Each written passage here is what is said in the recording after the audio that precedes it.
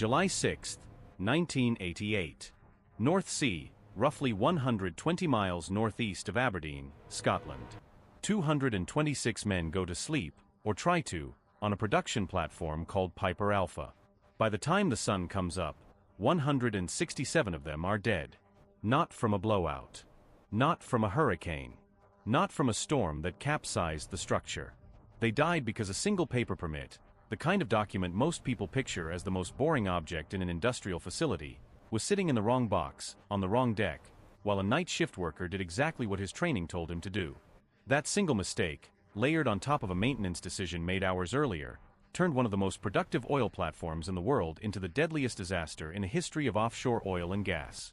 So here is the question I want you to sit with for the next half hour, because I am going to answer it directly before this episode ends.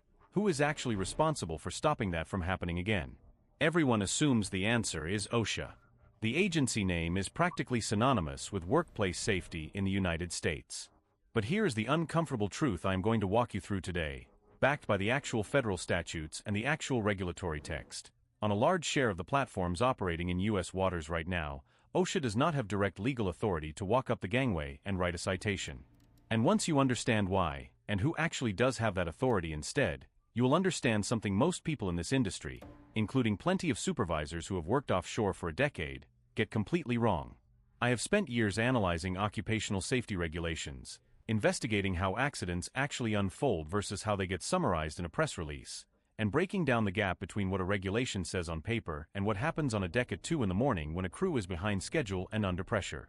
If you are new to this channel, my name is Eric, and everything I do here under the banner of Eric the Workplace Safety Guy is built around closing that exact gap, one regulation, one disaster, one industry at a time. In the last 2 episodes of this series we went deep on 2 single disasters, the blowout that destroyed the Deepwater Horizon, and the invisible gas that has killed offshore workers from West Texas to the Gulf of Mexico. Today is different. Today I am pulling the camera back to show you the 5 regulatory pillars that together are supposed to prevent every category of offshore catastrophe: fall protection, confined space entry, the control of hazardous energy, hydrogen sulfide, and emergency response. And I am going to show you, pillar by pillar, exactly which real disasters happened when one of those pillars cracked, what the rule actually requires today as a direct result, and why the regulatory map covering an offshore platform looks nothing like what most people assume. Let's start with the part nobody explains clearly, because it is the foundation everything else in this episode rests on. The Occupational Safety and Health Act contains a provision, Section 4B1, that does something most federal statutes do not.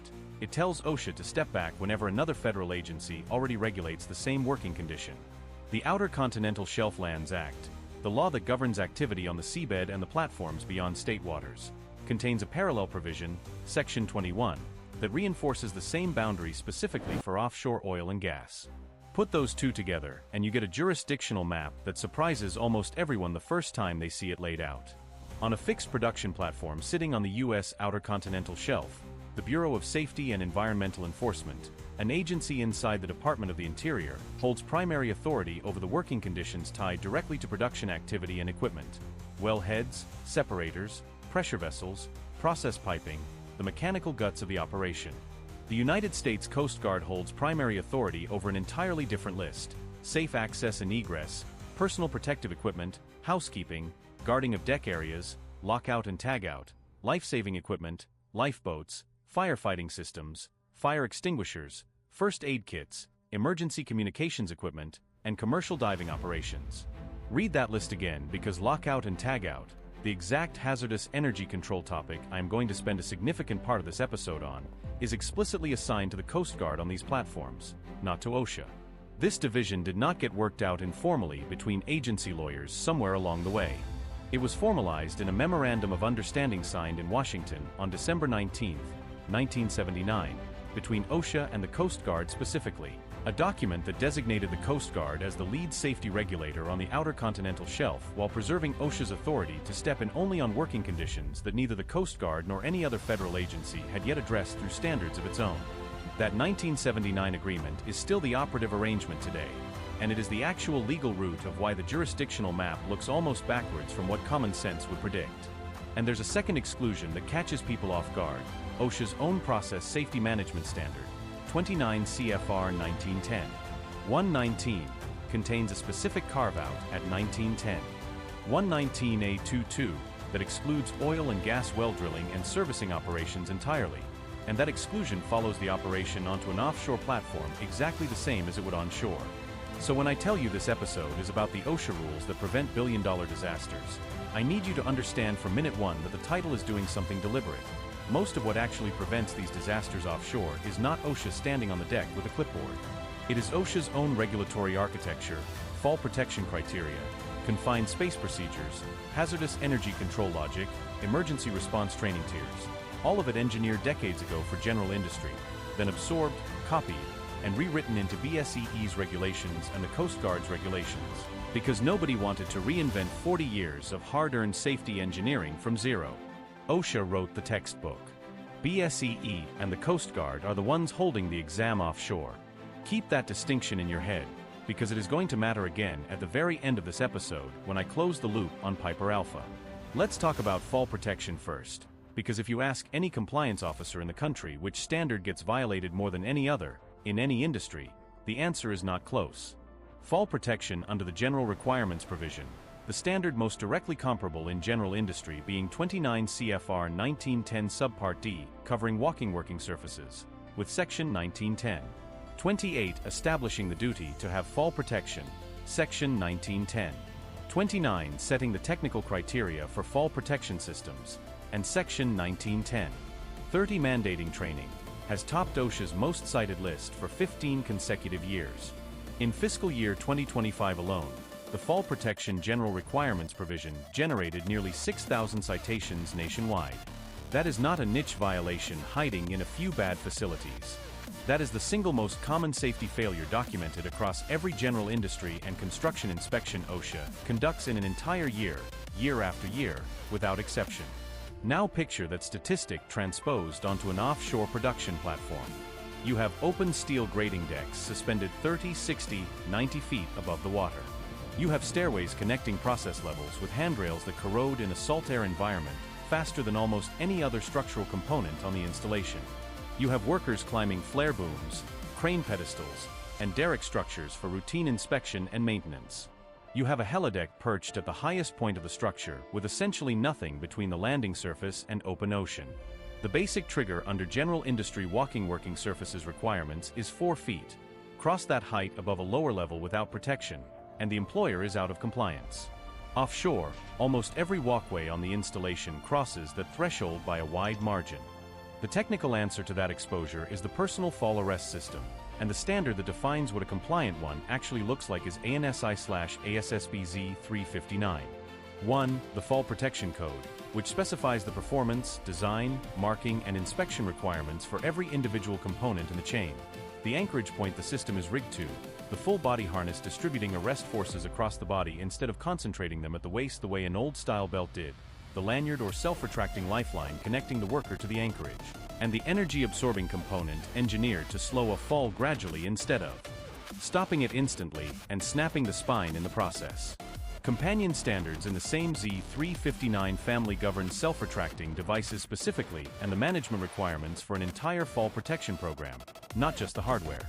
Here is the detail I want you to actually remember from this section, because it is the one that gets skipped in a 5-minute toolbox talk.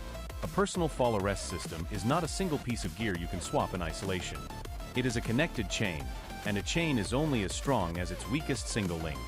An anchorage rated for the wrong load, a lanyard with frayed stitching nobody flagged during the pre-use inspection, a harness adjusted incorrectly so it rides up under arrest forces. Any one of those failures turns a properly designed system into a body in the water. Inspect the entire chain, every single time, not just the piece you happen to be touching that day. I want to give you one case that shows exactly what a weak link in that chain looks like in practice, because it happened recently enough that the federal investigation report is still fresh. On May 16, 2020, a rigger working for a contractor called Fluid Crane and Construction was replacing a section of steel grating on the casing deck of a fieldwood energy platform at Ewing Bank, Block 826, roughly 60 miles south of the Louisiana coast. He was standing on the section he was actively replacing when it gave way beneath him. He fell approximately 50 feet to a lower deck and did not survive. The Bureau of Safety and Environmental Enforcement's investigation panel found that the operator had failed to maintain all walking surfaces on the facility in a safe condition, and had failed to confirm that the contractor's own safe work practices met or exceeded the standard the operator had set for its own workforce. Notice what is and is not present in that finding. This was not a worker who skipped clipping in his lanyard. This was not a worker climbing somewhere he was not authorized to be. This was a walking surface, the most basic, unremarkable piece of offshore infrastructure there is, that nobody verified was actually safe to stand on before a man stood on it. Fall protection is not only the harness and the lanyard and the anchorage I just described.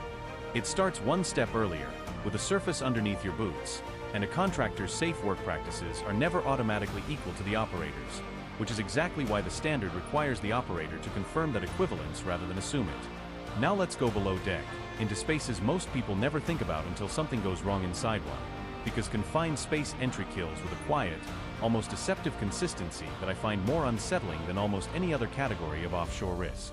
The controlling standard, 29 CFR 1910. 146, defines a permit-required confined space using three characteristics that all have to be present at once: limited or restricted means of entry or exit, a space not designed for continuous human occupancy, and the actual or potential presence of a hazard, most commonly a hazardous atmosphere. On an offshore installation, the definition covers an enormous inventory of locations: ballast tanks, void spaces between structural members, cargo and slop tanks, mud pits during a workover, the cellar deck beneath the wellhead area, the interior of a separator or pressure vessel pulled out of service for inspection. Every one of those spaces can develop an oxygen-deficient atmosphere, a flammable atmosphere, or a toxic atmosphere, sometimes all three simultaneously, and the air inside can look, smell, and feel completely normal to a worker standing at the hatch. The standards required program is built around exactly that blind spot.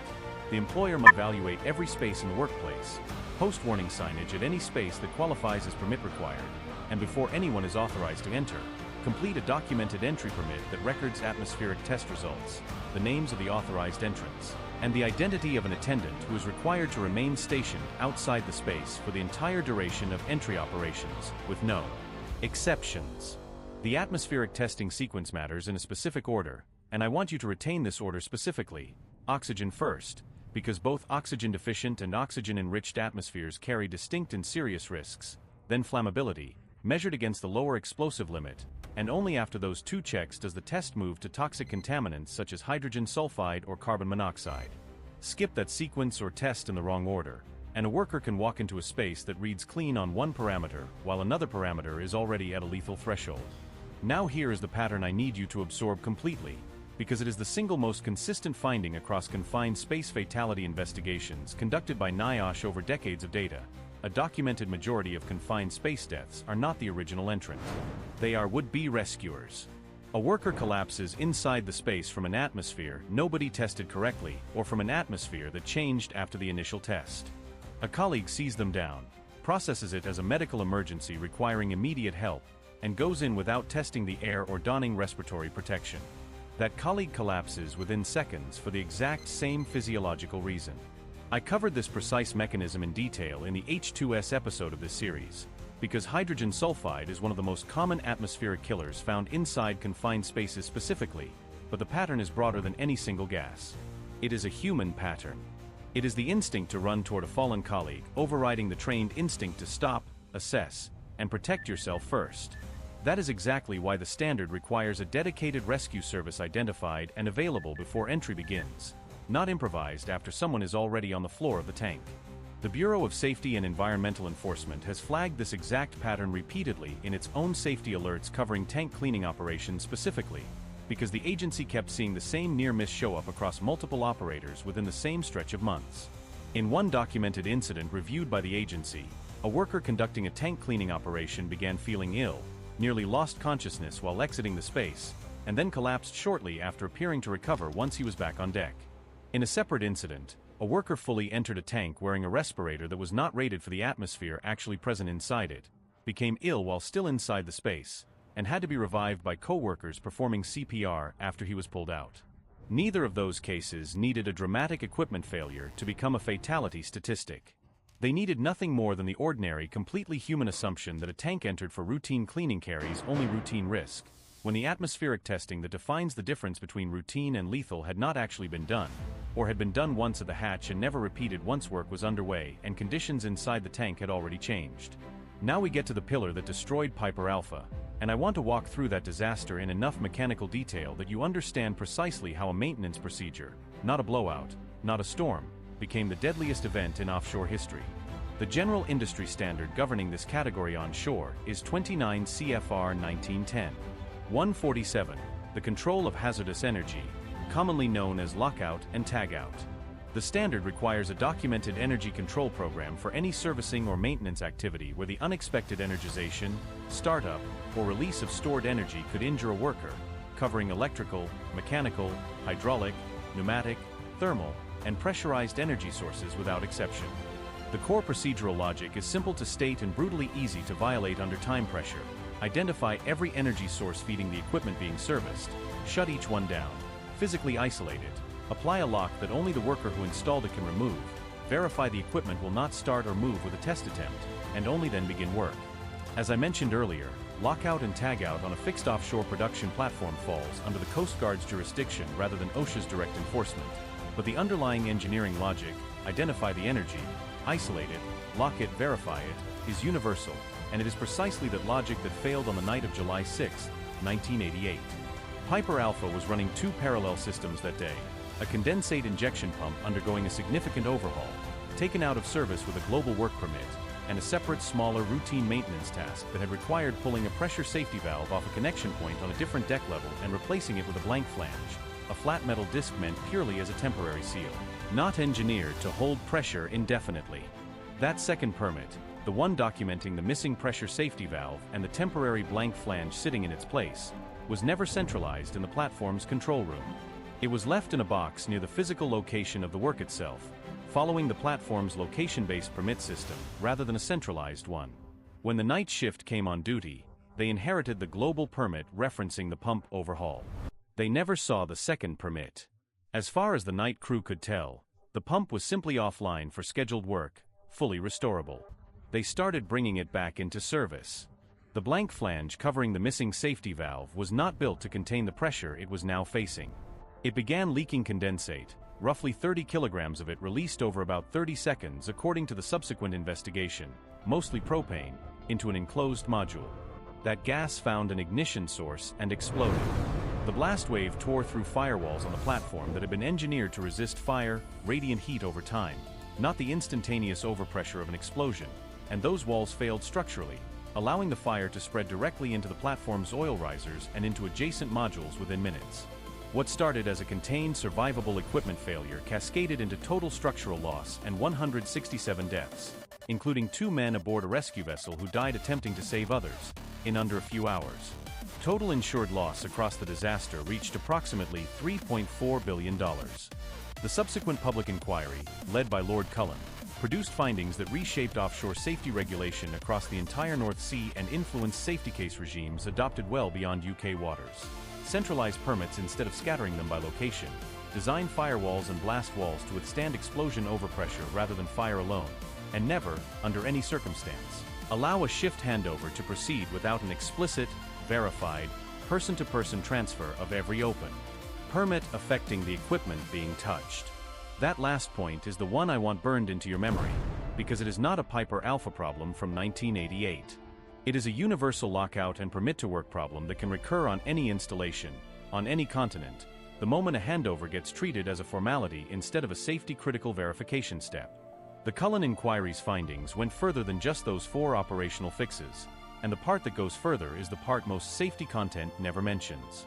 Before Piper Alpha, the United Kingdom regulated North Sea installations roughly the way OSHA still regulates most of general industry today, through prescriptive, specification-style rules dictating exact distances, exact materials, exact testing intervals, enforced by the Department of Energy, the same government body that also held a direct financial stake in maximizing North Sea production.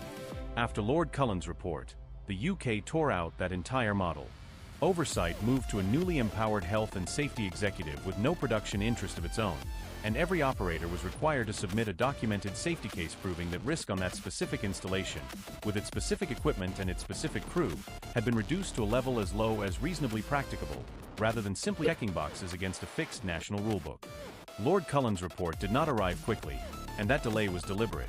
The inquiry ran for nearly 2 years and was not published until November 1990, because the panel insisted on building a complete mechanical and procedural reconstruction of the disaster rather than rushing out preliminary findings under public pressure. It is worth sitting with the fact that the United States never adopted an equivalent goal-setting safety case regime offshore.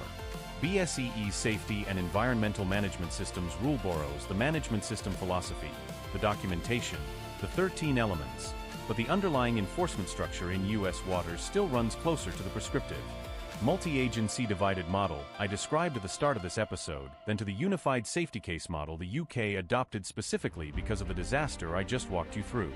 I am not going to rewalk the entire physiological mechanism of hydrogen sulfide in this episode, because I dedicated the previous full episode of this series specifically to that gas, and if you have not watched it yet, that is the deeper dive you want after this one ends.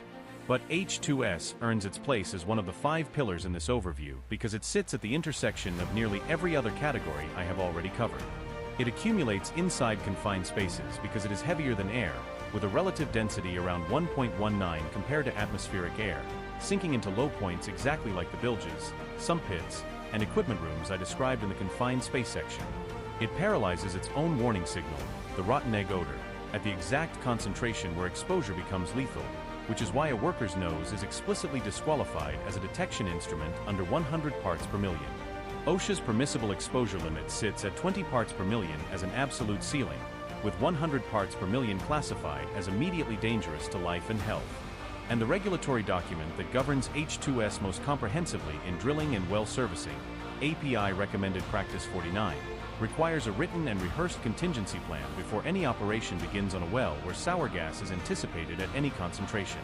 The reason I am bringing it back up here briefly, rather than skipping it entirely, is that H2S is the clearest possible illustration of why these 5 pillars cannot be treated as 5 separate boxes on a training checklist. A confined space entry permit that ignores H2S monitoring is not actually a complete confined space program. A fall protection plan for a worker climbing down into a cellar deck that does not account for sour gas migration is not actually a complete fall protection plan. The 5 pillars overlap by design, because real accidents overlap by nature. That overlap is exactly the engineering problem the next pillar, emergency response, exists to solve, because no single procedure can anticipate every combination of failures, so the response system has to be built to handle the moment when several pillars fail simultaneously.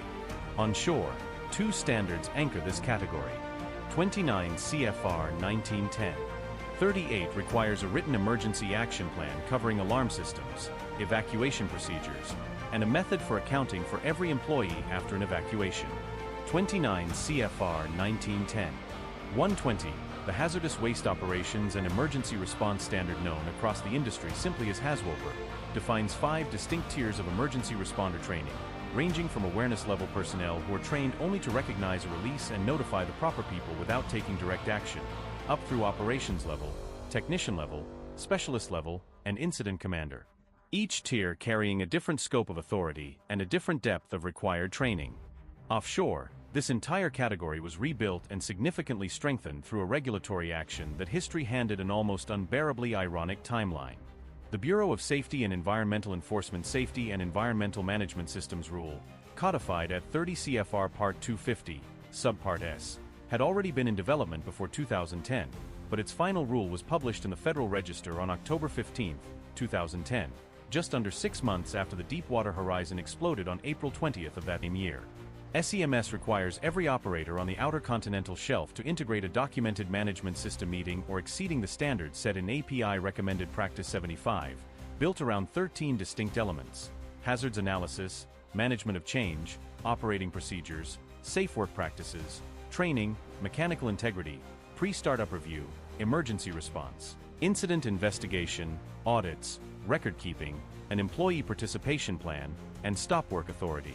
Underneath that 13-element management structure sits a layer of physical readiness that BSEE inherited largely from the Coast Guard's own life-saving equipment rules.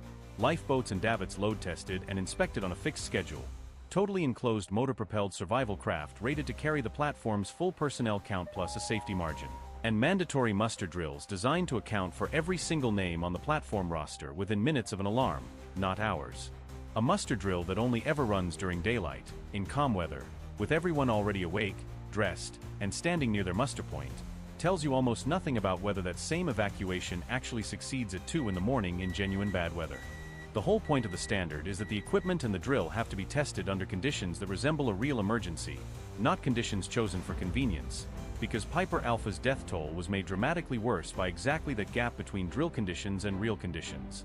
Lifeboats that could not be launched into the inferno bearing down on them, and a primary muster point that put men directly beneath the column of fire and smoke instead of away from it. If that list sounds familiar, it should.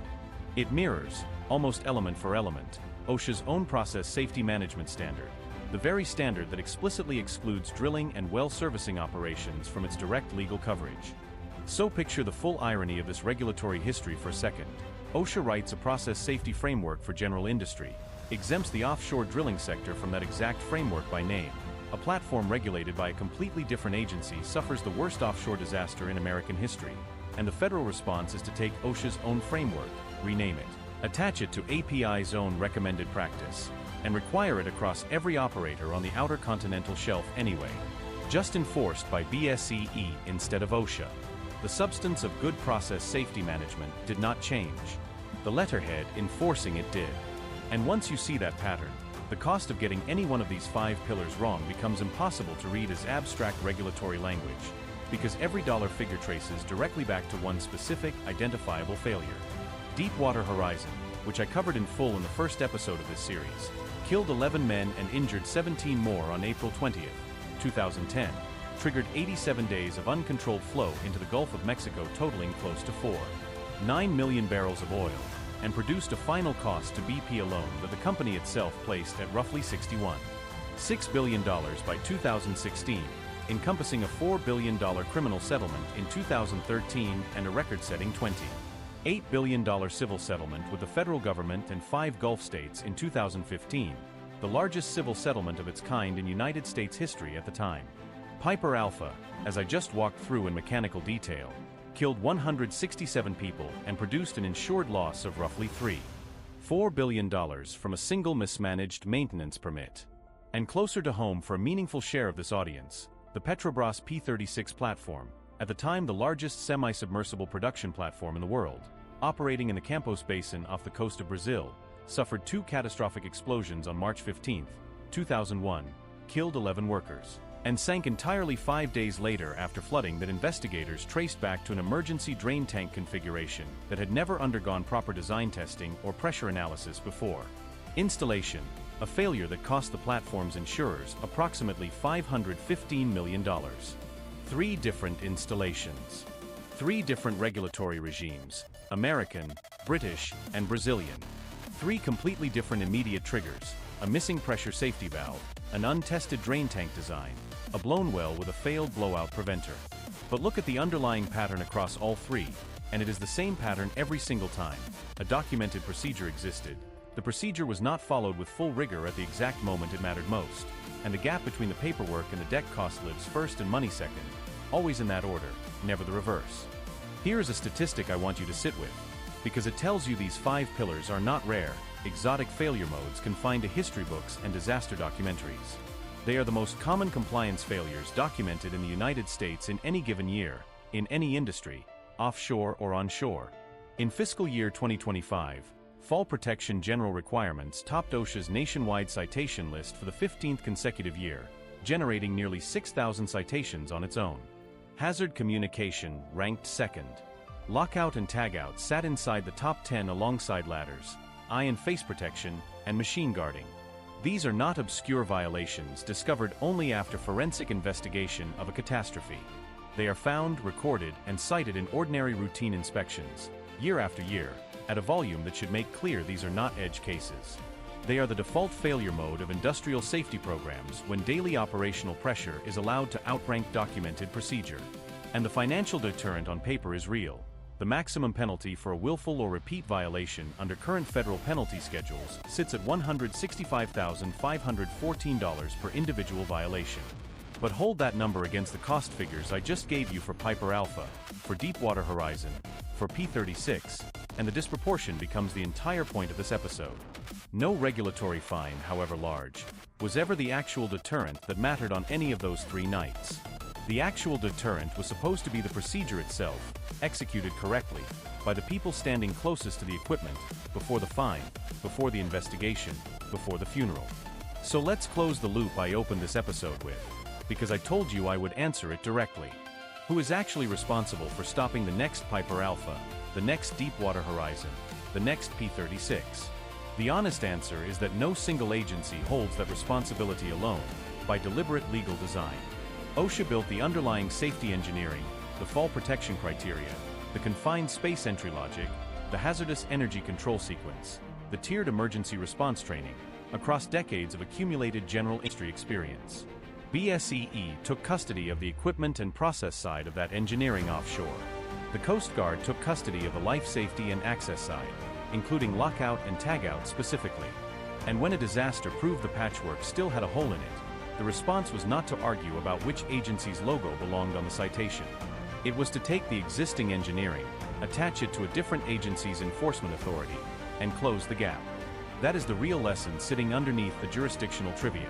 The agency name on the regulation matters far less than whether the procedure described in that regulation gets followed by the 2 or 3 people standing at the equipment when nobody else is watching. Piper Alpha did not fail because the United Kingdom lacked safety regulations. It failed because a piece of paper sat in the wrong box on the wrong deck during a shift change. So here are the 5 things I want you carrying off this platform, this rig, this facility, regardless of which regulator's name happens to be printed on your training certificate. First, a personal fall arrest system is a single connected chain. Inspect every component, every time, not just the one you are touching that day. Second, a confined space that looks clean is not the same as a confined space that has been tested clean, in the correct order, right before entry. Third, never accept a shift handover involving open permits or active lockouts without a direct, verbal, person-to-person verification, because Piper Alpha proved exactly what happens when that step gets treated as optional. Fourth, hydrogen sulfide and every other invisible atmospheric hazard do not respect your years of experience, your nose, or your confidence that you know the space, so trust the instrument, not the absence of a smell. And fifth, the regulation in front of you, whichever agency wrote it, exists because a specific group of people died finding out what happens without it. Treat the procedure with the weight that history actually assigned to it. If this episode connected pieces for you that the first 2 episodes left separate, go back and watch the full Deepwater Horizon breakdown and the full H2S breakdown, because together the 3 of them are the most complete picture of offshore risk I can give you on this channel. Share this with whoever signs your permits, whoever holds your lockout keys, whoever stands as your confined space attendant. See you in the next episode. Stay safe out there.